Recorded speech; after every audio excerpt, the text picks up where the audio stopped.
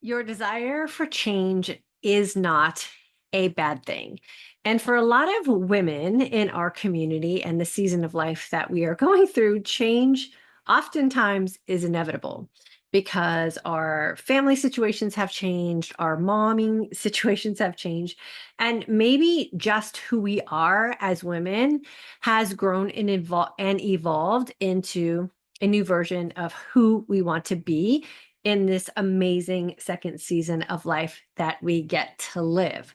So today we're going to talk about some very specific reasons why your desire for change is in fact a very good thing and how it can create some really positive impacts in your life moving forward and help alleviate maybe some areas where you're feeling a little frustrated and stuck. So this is our third part in our 6-part series of the mindset approach, where we are going to be talking about our mindset and how we think and the decisions that we are making are affecting our life and how that can be in a good way or a bad way. Last week, or part 2, we talked about why change can be hard. And so if you haven't watched that video yet, I will link it here. You can go back. And then I also want to let you all know that I am also uploading all of these videos up on our For Today's Age and Woman blog. So if you like to go back and revisit them, but you don't want to deal with all the ads and interruptions here, then you can go visit the videos and the series on our blog as well. If you're new here, welcome. My name is Ann Parham. I'm the creator of the online course and community, the Intermittent Fasting for Today's Age of Woman, as well as our midlife mindset shift group coaching program and our new program called the Mindset Approach, which we will be launching to our community soon. We talk about all things from the mindset approach here in our community, where I'm asking you to think about decisions you are making in your life and how it is you want to show up for yourself. So today we're going to be talking about your desire for change and why your desire for change isn't a bad thing, especially in this season of life. So if you're a 50 plus woman or a woman who's going through some changes in your life, some change is actually unavoidable, right? It's just part of a transition into a new season. I know for myself included, I am going through lots of changes in my role as a mom, in my role as a wife, in my role as a business owner, in my role as a friend. And I'm embracing it with as much grace and space as I have available because I am really interested in a lot of the things that are going on in my life and the changes and opportunities that I get to experience. And so I think when we approach change from the I get to as opposed to the I have to, it really does open up some space in our brain to embrace the possibilities of what change can bring for us. So if you're a woman who, like myself, is going through some changes in your role as the person you know yourself to be, embracing change and accepting change and realizing that the change can be a good thing for you can really help increase your confidence and self-esteem. I believe that when we feel stuck or we're not accepting of change or change that naturally occurs just because we're evolving through life, we can often feel stuck. And when we feel stuck and we don't adapt to change, we can start to feel like maybe we're not fitting into our life, or we aren't enough for our life, or we're being held back. But we're really not being held back by life. We're just being held back by the thoughts that we have about the changes that are naturally occurring. So for me, as an example, I have been a mommy mode type of mom since I became a mom, right? As most of us do. And now I have 2 adult, very independent, self-functioning children, which proves that my husband and I did a pretty good job, right? We have kids that are able to take care of themselves. But for me, that's a really big change because I loved being a hands-on mom. I say being a mom is one of those things where we get fired from a job that we absolutely love. We get no trophy, we get no plaque, we get no pension. Like the job is just done. And so that requires us to change in our role in how it is we show up. The role we show up for as ourselves, the role we show up for in our home, and the role that we show up for our children, because now they're adults and they don't need us to be in the same role that we were in before. So that is an example of one of those force changes. And I think the more we resist that change, the more difficult it can be on us, because everybody else is going to go do their thing, right? We can't stop our kids from growing up. We can't stop them from being independent and functioning on their own, but we have to change in the role that we have. And I think it's a really great change and a really great opportunity for so many women in today's world.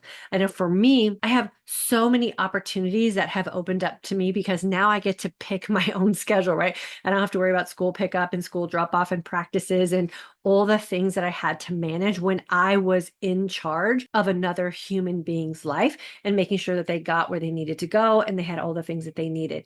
I am now solely responsible for me. And that feels really good. And once I accepted my role as mom and was really able to accept the mommy mode part of what I did as something that had evolved and I had outgrown and everybody else had outgrown, it really did make me feel really good about where I am as a woman today and how I have really positioned myself to have this opportunity to have this amazing second season of my life as an independent woman myself and an independent person myself.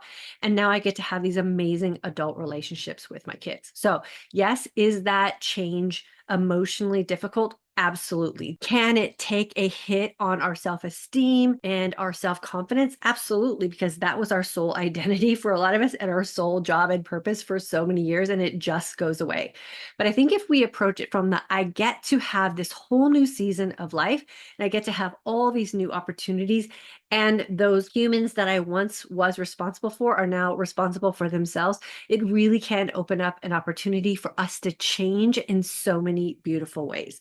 The first reason why change can be such a good thing for us is it does provide an opportunity for us to improve our own self-esteem, really figure out what our new self-worth is, and provide a place for us to have confidence. Another change that I think is absolutely beautiful for women in this season of life is improved lifestyle changes. And I know for a lot of women who feel like they are suffering through a lot of the hormonal seasons that happen for women who are in their 50-ish age category, making really positive lifestyle changes can be life-changing for us. I know I went through my own journey back in 2016 when I was struggling with some health complications that arose from me transitioning from perimenopause into menopause. I went through all of the symptoms that so many women complain about in menopause, rightfully so. And so I had to make some pretty significant lifestyle changes so that I could look and feel my best and so that I could live a life that felt authentic to me. As we discussed in my last video, this is where change can feel hard because not everyone is going to be accepting of some lifestyle changes that you were making. I made some pretty big lifestyle changes. I started fasting 20 hours a day. I eliminated a bunch of foods that I had deemed intolerant to me as non-negotiables. I just wasn't going to consume them anymore.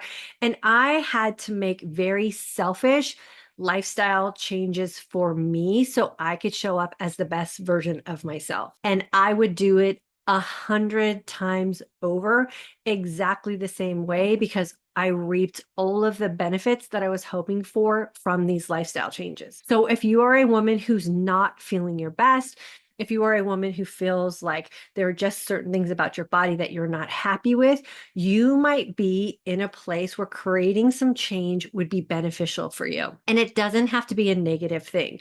When I first started making my own lifestyle changes, I did it kind of on the down low. Like I wasn't advertising it to a lot of people because at that time, what I was doing was still considered questionable to a lot of people.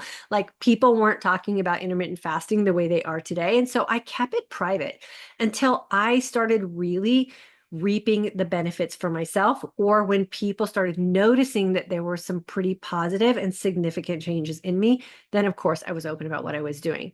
But you can make some changes for yourself, and it can be a very good thing, even if it goes against what society is doing and or maybe what your inner circle is doing. If you feel like you have a desire to upgrade some things in your life or make some nutritional changes or some fitness changes or just general overall lifestyle changes, I highly encourage you to do some research, start putting a plan together and implementing it.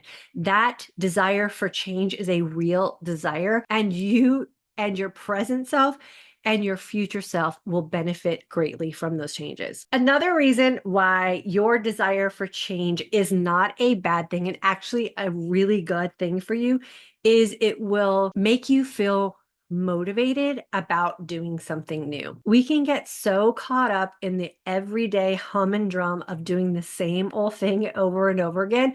And yeah, we can lose some motivation because it just becomes every day. But if you do start implementing some changes that you are in fact desiring for yourself, you will feel a new sense of energy and motivation just simply because you're doing something new and you're doing something good for yourself. What I highly recommend here is consistency over time. You want to develop a plan for yourself around the change that you want to make and stay consistent with that change long enough for you to see and feel the benefits. Consistency will drive your motivation because once you start seeing and feeling the results, that's where the motivation comes from, because you will have proof that this desire for change that you have been longing for is in fact the right thing for you. The proof will be there for you. So make sure you keep your eyes and ears open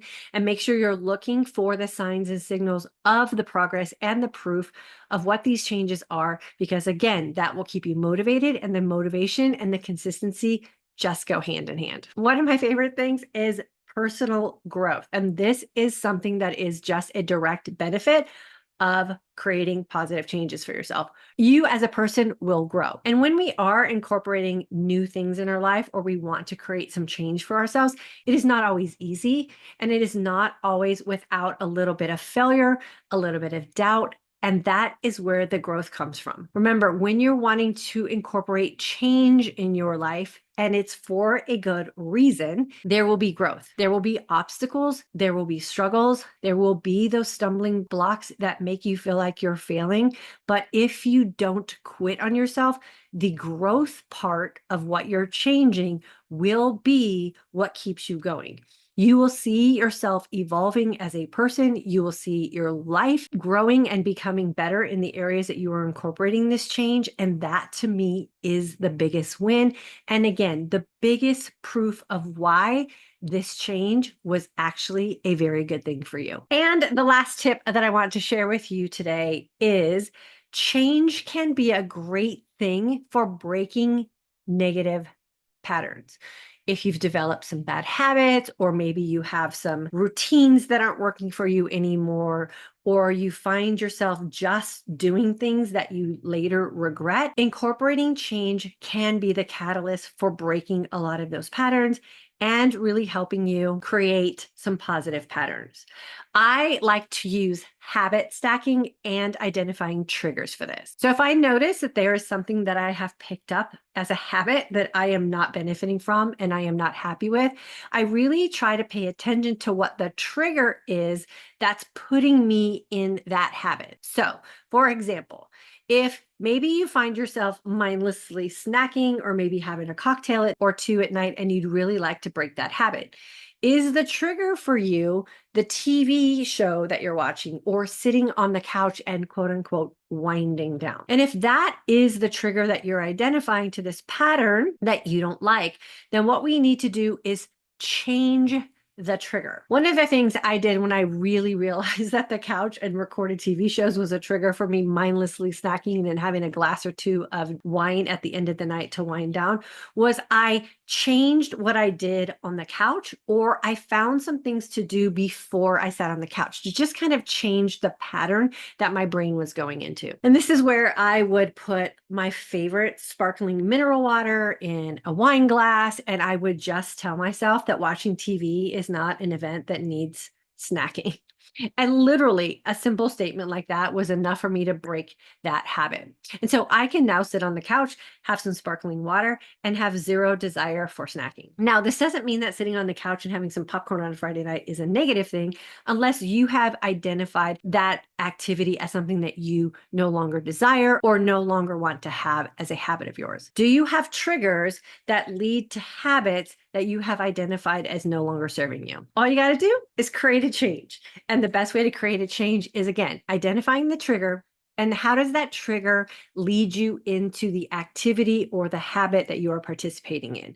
Once you've identified that, you change the trigger so that you now have a new habit associated with it. If you feel like you have like a little nagging sensation or a little pull in your life where you might need to either adapt to some changes that have occurred simply because you are existing in life, and we call that the gift of living, and accepting that you get to embrace the change and make the best of it is a really good mindset approach to take. And then remember, change is a good thing. Incorporating change in areas of your life that you have identified as in need of change is always going to benefit you. They will increase your self-confidence and self-esteem. If you have lifestyle changes that you want to make, you will have the opportunity to improve your lifestyle outcome. Consistency over time and creating proof for yourself that these changes are in fact beneficial to you will help keep you motivated. And anytime we're incorporating anything that's positive change, we always have the opportunity for our own personal growth. And then identifying triggers that are connecting you to habits that are no longer serving you and having an opportunity to create a new trigger